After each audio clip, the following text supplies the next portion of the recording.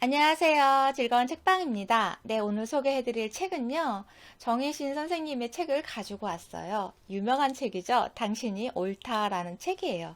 이 책은 베스트셀러라 읽어보신 분도 많이 계실 텐데, 저는 요번에 읽게 되었어요. 그 전부터 읽어야지 하면서도 못 읽다가 요번에 읽게 되었는데, 이 책을 읽으면서 공감이 얼마나 중요하고 또 공감하는 법을 좀 많이 배우는 그런 계기가 됐어요.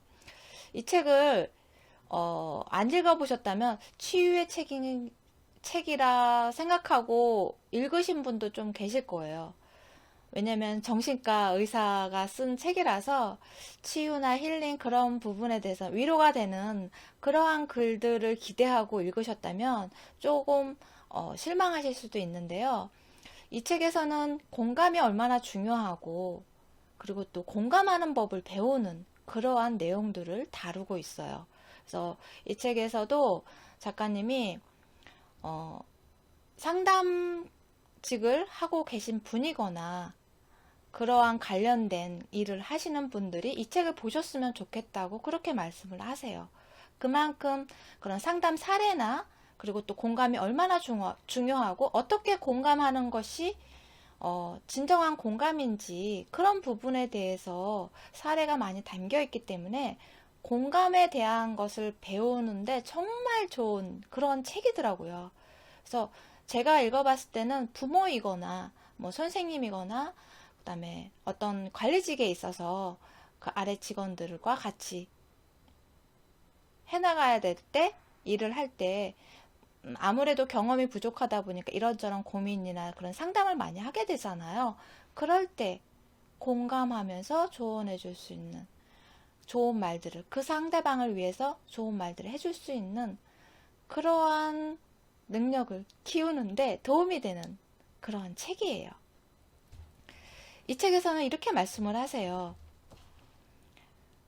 충조 평판, 충고, 조언, 평가, 판단. 이 책을 읽고 나서 충고, 조언, 평가, 판단만 안 할 수 있어도 공감의 절반을 시작한 거라고. 그렇게 말씀하세요.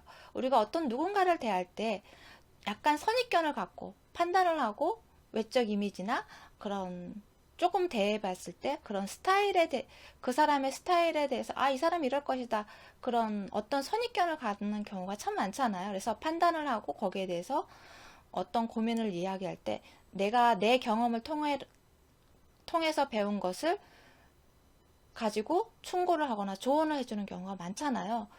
그러한 것만 안 해도 공감의 절반을 시작한 거라고 그렇게 말씀하세요. 책 내용을 먼저 읽어드릴게요. 사람이라면 누구나 상처가 있다. 남보다 특별하게 예민한 구석도 있다.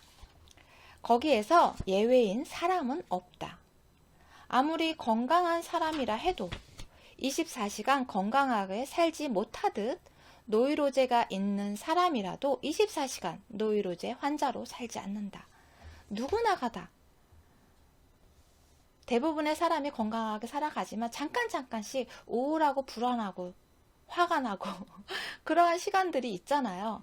그러한 것은 뭐 내가 우울증에 걸린 건 아닌가? 계속 우울하고 무기력하고 그러한 것들을 느낄 때 내가 우울증인가 하는 생각을 하게 되잖아요. 그러한 것은 우리가 삶을 살아가면서 바탕색이라고 그렇게 말씀하세요. 우울과 불안, 그런 무기력감, 그러한 것은 삶의 바탕색과 같다고 그렇게 말씀을 하시거든요. 누구나가 다 그러한 순간순간들은 경험하게 된다는 거예요. 삶을 살아가면서 그러한 시간들은 경험하게 되고 그러한 시간들이 왔을 때 어떤 누군가가 나의 존재를 인정해주고 존재 자체로 인정해주고 공감해준다면 충분히 일상에서 그러한 우울증이나 무기력감을 거기서 벗어날 수 있는 그러한 힘을 갖고 있다는 거죠. 그럴 때마다 정신과 의사를 찾아갈 수는 없잖아요. 우리가 감기에 걸리면 병원에 가잖아요. 아주 쉽게 병원에 가지만 우울증이나 무기력감이 왔을 때 정신과 진료실을 찾는 거는 쉽지가 않아요. 그만큼 어떤 정신과 진료실을 찾는 것이 그때그때마다 자주 갈 수도 없고 그렇잖아요, 현실적으로.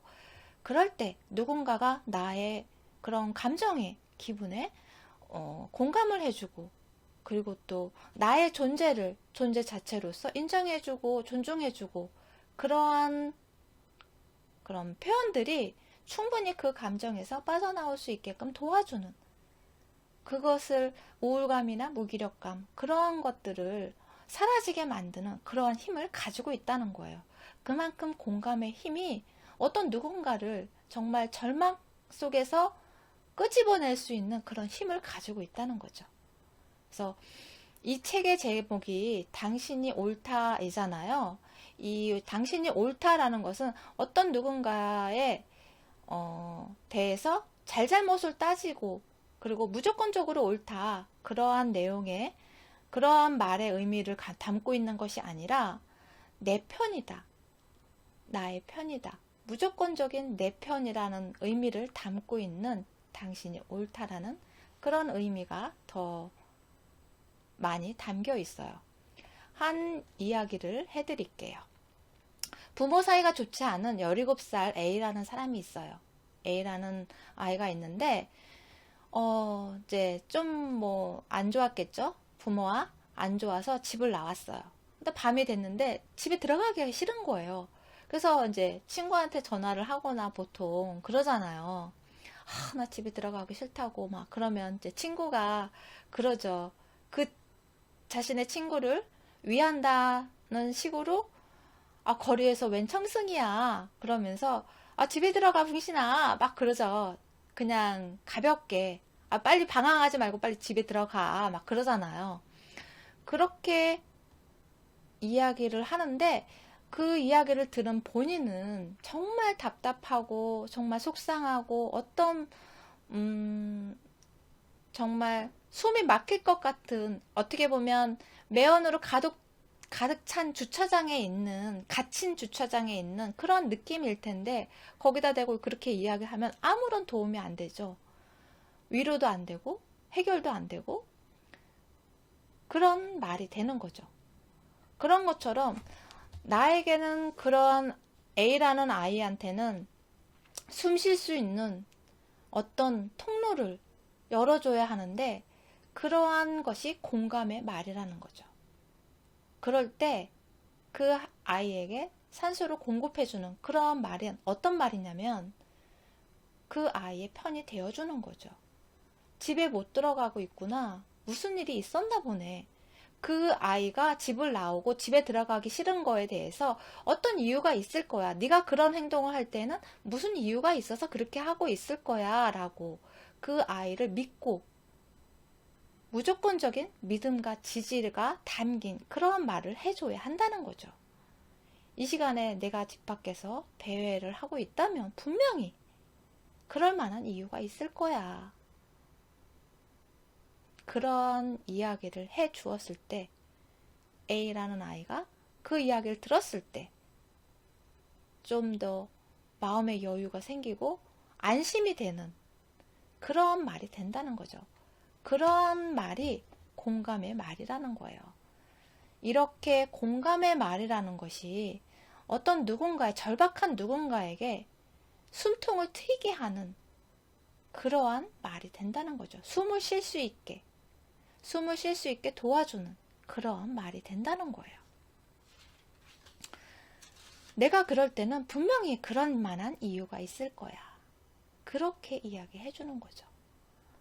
우리가 정말 범죄자가 아닌 이상 보통의 사람들은 어떤 행동이나 어떤 말을 했을 때, 어떤 화나 분노나 그러한 일을 했을 때는 분명한 거기에 이유가 있다는 거죠.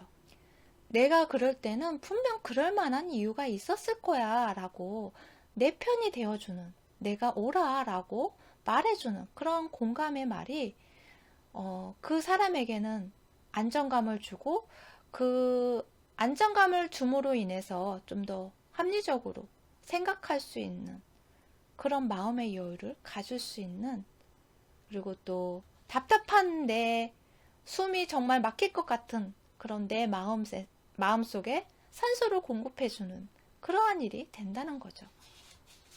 그래서 올바른 판단을 할 수 있고 합리적, 이성적인 판단을 할 수 있고 행동할 수 있게끔 도와주는 그러한 일이 된다는 거예요.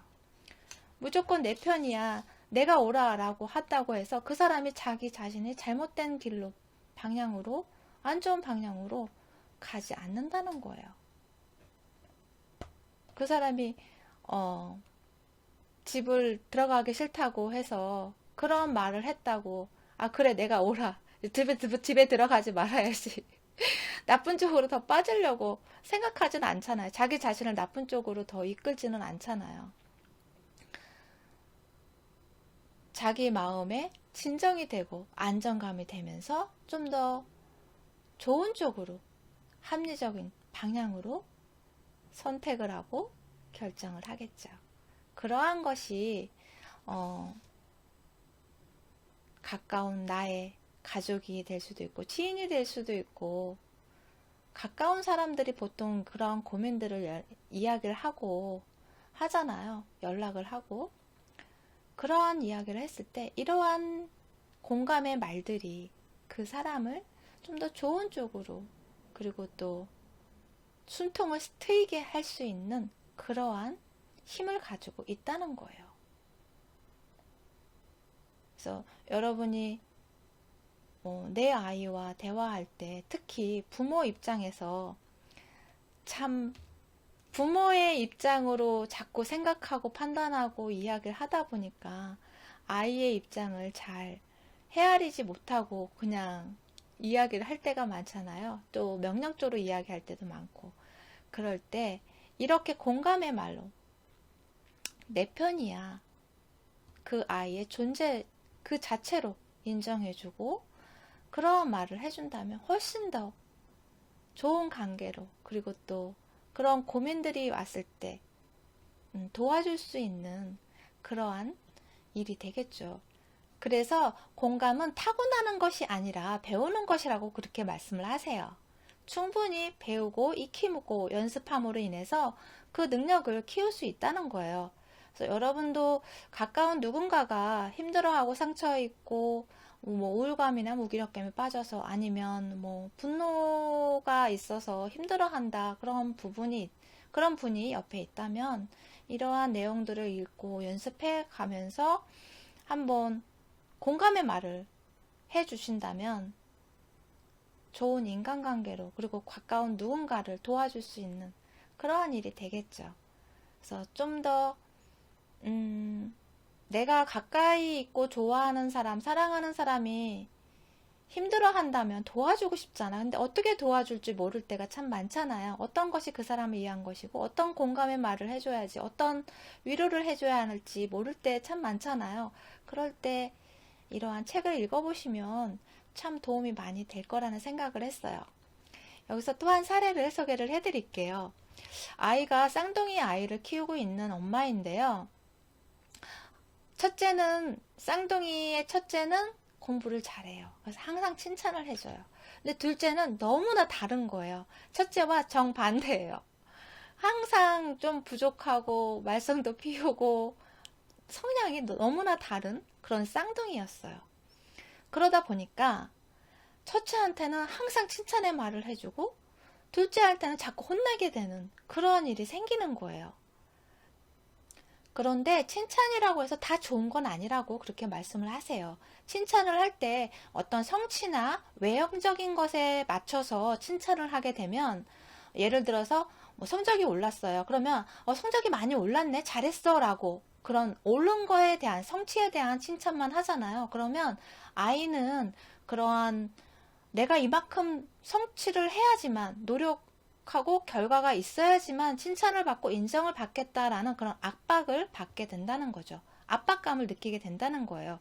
그래서 칭찬을 할 때 어떻게 하냐면요, 성적이 그렇게 많이 올랐구나, 내가 이번에 정말 노력을 많이 했나 보다, 잘했어, 참 애썼네, 정말 많이 노력했구나, 고생했어, 애썼어, 그러한 존재 자체에 대해서 거기에 집중해서 칭찬을 해주라는 거죠. 그러한 말들이 아이에게 안정을 주는 그런 마음의 평화를 주는 그러한 말이 된다는 거예요. 책 내용을 읽어드릴게요. 공감은 누군가의 불어난 재산, 올라간 직급, 새로 딴 학위나 상장처럼 그의 외형적 변화에 대한 인정이나 언급이 아니라 그것을 가능하게 한 그 사람 자체, 그의 애쓴 시간이나 마음씀에 대한 반응이다. 그럴 때 사람은 자신이 진정으로 인정받고 보상받았다는 느낌을 받는다. 그런 경험을 반복적으로 하면 사람은 그런 외형에 덜 휘둘리며 살 수 있게 된다. 공감은 쓰러지는 사람을 일으켜 세울 만큼 큰 힘이 되기도 하지만 동시에 그 힘은 그가 고요하게 가만히 있어도 특별히 무언가를 하지 않아도 자기 자신만으로도 초조하지 않을 수 있는 차돌 같은 안정감의 형태로도 나타난다. 공감의 힘은 그렇게 입체적이다. 네, 그만큼 공감의 힘이 크다는 거예요. 나 자신에게만이 아니라 내가 사랑하는 사람, 내 주변에 있는 사람들에게 큰 힘을 줄 수 있는 그런 공감의 능력을 한번 키워보시고 배워보는 그런 시간이 되셨으면 좋겠어요. 도움이 되셨나요? 구독과 좋아요도 부탁드릴게요. 지금까지 들어주셔서 감사합니다. 다음 시간에 또 만나요.